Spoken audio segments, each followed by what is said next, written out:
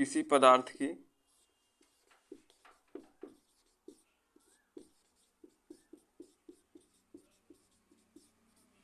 ऐसी अवस्था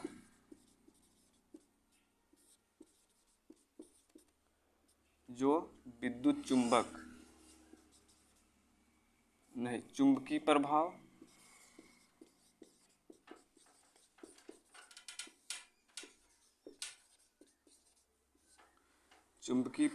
और विद्युत प्रभाव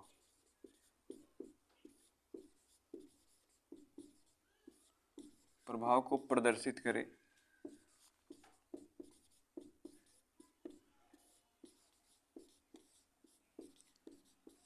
उसे हम विद्युत चार्ज, विद्युत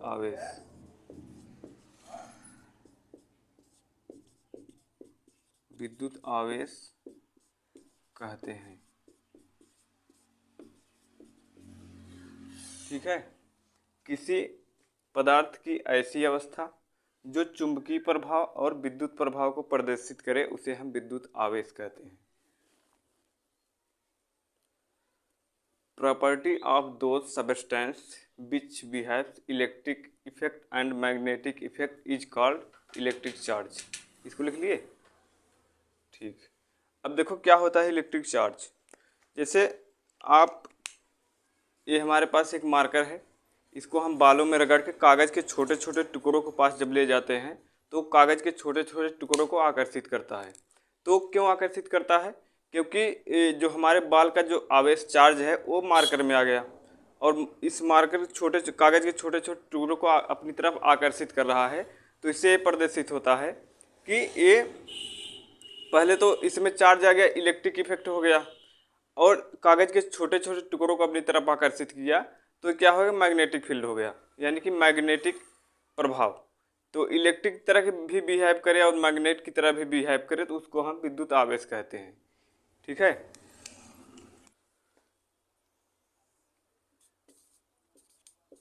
यह किसी भी पदार्थ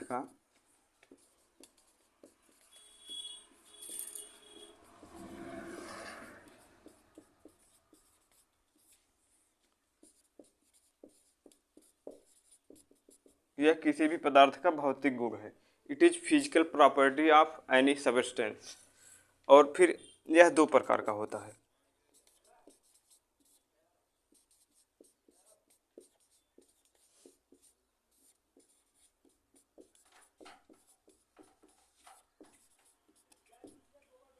इसको लिख लो। अब इसके बाद हम आगे बताएंगे इसके दो प्रकार क्या क्या हैं। यह दो प्रकार का होता है, एक होता है धनात्मक विद्युत आवेश, दूसरा होता है ऋणात्मक विद्युत आवेश। Positive electric charge and negative electric charge. अब ये होते क्या है, जैसे यहाँ पे मान लो पॉजिटिव है तो एक पॉजिटिव ये भी है, तो अगर दो पॉजिटिव एक साथ हैं तो क्या हो जाएगा, प्रतिकर्षण बल। यहाँ पे क्या कौन सा बल कार्य करेगा, प्रतिकर्षण। और अगर दो निगेटिव चार्ज हैं तो यहाँ पे क्या यहाँ पर भी यही बल कार्य करेगा, प्रतिकर्षण।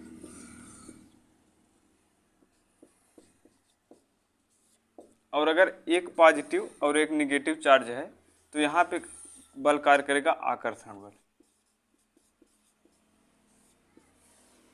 आकर्षण बल यहाँ पे कार्य करता है। ठीक है, तो अगर दो पॉजिटिव तो प्रतिकर्षण, दो निगेटिव तो प्रतिकर्षण, एक पॉजिटिव दूसरा निगेटिव तो आकर्षण बल कार्य करेगा। अब चलिए हम देखते हैं कि चार्ज क्या होते हैं। जैसे कि किसी भी बॉडी पे मान लो यहाँ पे दो बॉडी है, एक ये है एक ये है। अब यहाँ पे इस पे समान चार्ज है, जितना चार्ज इस पे है उतना चार्ज इस पर भी है।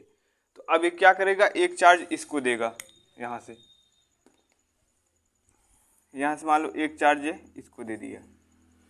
ठीक है, इसको देगा यहाँ से, तो ये इसको अगर चार्ज देगा एक, ठीक है, तो इस पे कौन सा चार्ज जाएगा, निगेटिव चार्ज।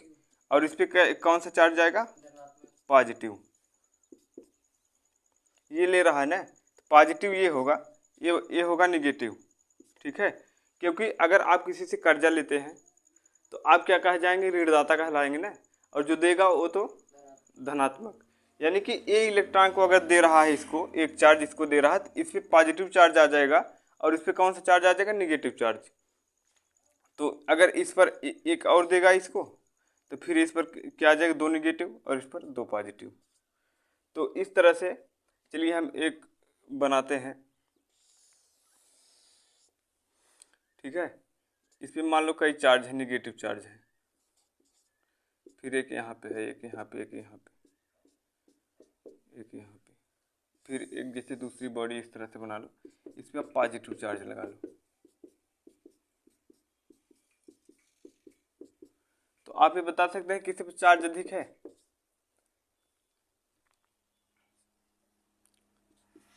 इलेक्ट्रॉन किसके पास ज़्यादा है, बता सकते हैं आप?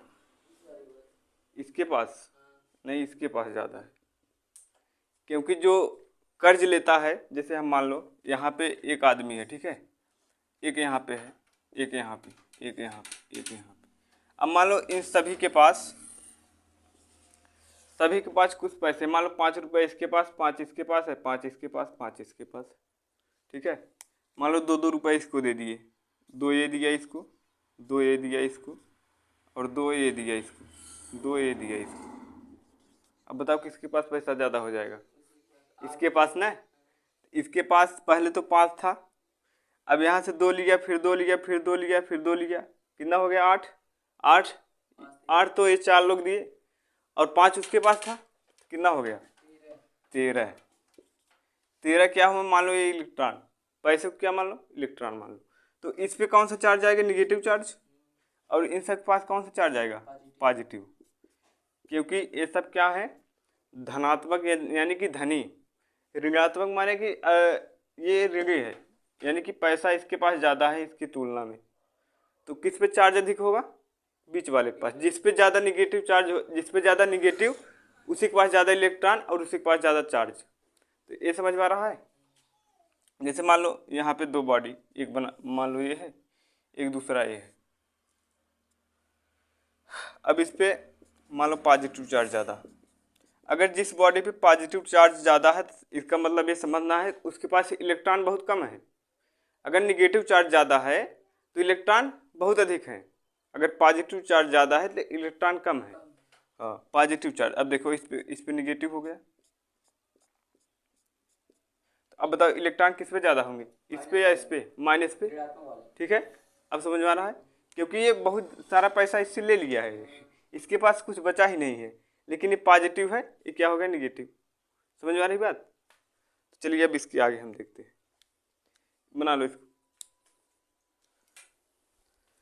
देखो यहाँ पे जब 2 पॉजिटिव चार्ज, प्रतिकर्षण बल, एक निगेटिव, ये दूसरा भी निगेटिव, तो प्रतिकर्षण। एक पॉजिटिव दूसरा निगेटिव, तो कौन सा फोर्स कार्य करेगा, फोर्स ऑफ अट्रैक्शन, यानी कि आकर्षण बल। इसके बाद हम चलो आगे देखते हैं।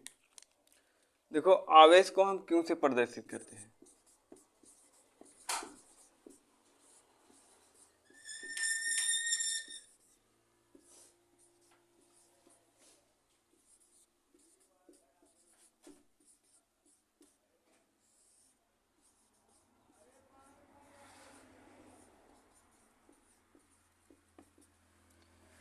और ये पहला पॉइंट, दूसरा पॉइंट लिख लो। यह एक अदिश राशि है,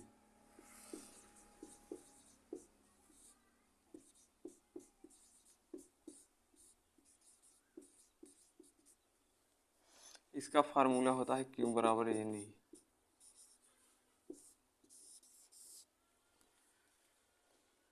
यहाँ पे Q क्या है, आवेश है, क्योंकि इसको Q से प्रदर्शित किया जाता है, आवेश यानी कि चार्ज। N क्या है, इलेक्ट्रॉनों की संख्या।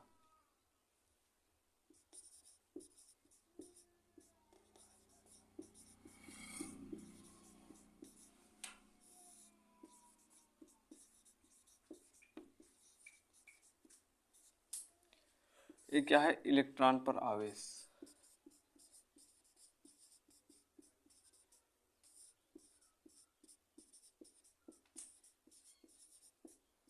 और और इसका मान होता है E बराबर 1.6 इंटू 10 के पावर माइनस 19 कूलम।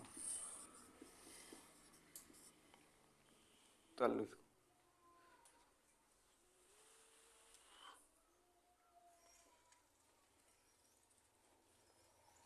यानी कि एक इलेक्ट्रॉन पर 1.6 इंटू 10 के पावर माइनस 19 कूलम आवेश होता है।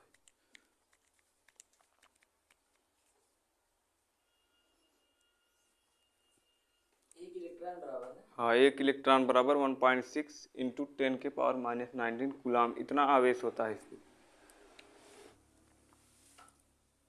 आवेश का मात्रक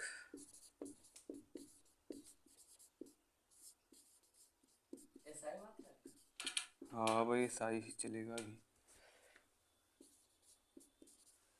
आवेश का मात्रक कूलम होता है। मतलब वो विद्युत आवेश ना? हाँ, आवेश का मात्रक कूलम और इसका एक बड़ा मात्रक होता है जिसको हम फैराडे बोलते हैं।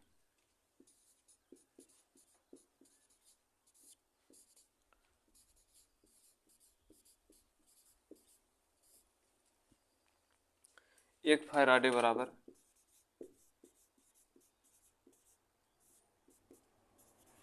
96,500 कूलम। ठीक है, इसको लिख लो। आवेश का मात्रक कूलम होता है और इसका एक बड़ा मात्रक फैराडे होता है। एक फैराडे बराबर 96,500 कूलम होता है। इसको आप लोग नोट कर लें। चलिए हम लोग देखते हैं आवेश की बीमा क्या होती है। तो इसका एक फार्मूला और होता है Q बराबर IT। तो यहाँ से I क्या है, यहाँ पे करंट है और T है समय, टाइम, और Q तो आप लोग जानते ही हैं, Q क्या है, चार्ज, आवेश। तो यहाँ से इसकी बीमा निकल के आती है AT और इसके साथ एक ये भी लगता है M के पावर 0 L के पावर 0 A1 T1। अगर किसी भी नंबर के पावर में अगर हम 0 कर देते हैं, जैसे 3 की पावर 0 कर दे तो इसकी वैल्यू हो जाएगी 1। और अगर कोई भी नंबर मान लो यहाँ पे M के पावर में 0 है, इसका भी मान क्या है 1। तो अब बताओ यहाँ पे AT है, ये तो ऐसे ही सिर्फ लिखा जाएगा, इसकी बीमा हो जाएगी। आवेश की बीमा EM के पावर 0 EL के पावर 0 A के पावर 1 T के पावर 1, ये इसकी बीमा हो जाएगी, लिख लो। अब यहाँ पे EM 0 क्यों हुआ, EL 0 क्यों हुआ? क्योंकि EM मतलब होता है मास, EL मतलब होता है लेंथ। तो आवेश के इस फार्मूले में न तो मास है और न ही लेंथ है, यानी कि दूरी। मास मतलब होता है द्रव्यमान, इसमें द्रव्यमान दूरी नहीं है, इसलिए इसको 0 कहा गया। इसकी वैल्यू आप लोग अगर देखेंगे तो 1 इसका हो जाएगा और 1 इसका हो जाएगा। अब किसी भी नंबर में आप 1 से मल्टीप्लाई या डिवाइड करते हैं तो उस पर कोई इफेक्ट नहीं पड़ता, ठीक है। इसीलिए यहाँ पे M को 0 L को 0 किया गया, क्योंकि आवेश में न तो मास होता है न ही लेंथ होती है। अब इसके बाद चलिए हम लोग एक क्वेश्चन करते हैं न्यूमेरिकल। यहाँ पे एक क्वेश्चन है, किसी वस्तु का आवेश 2 × 10⁻⁵ है, तब इसमें इलेक्ट्रॉनों की संख्या ज्ञात कीजिए। तो हमारे पास फार्मूला ये है Q बराबर AN/E।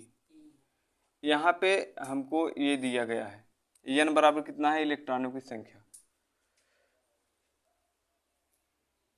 ये Q का मान दिया गया है, Q बराबर है 2 × 10⁻⁵ और E का मान तो याद ही हो, कांस्टेंट है E का मान। E के मान हमने लिखवा था 1.6 × 10⁻⁻19 कूलम। तो यहाँ पे N की वैल्यू हमको निकालनी है, N की वैल्यू फाइंड आउट करनी है। इसको निकालो निकालो इसको, Q बराबर N करके निकालो। यहाँ से Q बराबर यानी से आप इसको निकालेंगे तो Q का मान हमको दिया है 2 × 10⁻⁵। N बराबर हमको निकालना है, इलेक्ट्रॉनों की संख्या इसमें पूछ रहा है और इस पर इलेक्ट्रॉन पर आवेश 1.6 × 10⁻⁻90 है, ठीक है। तो N की वैल्यू आप यहाँ से निकालेंगे, N बराबर 2 × 10⁻⁵/1.6 × 10⁻⁻90।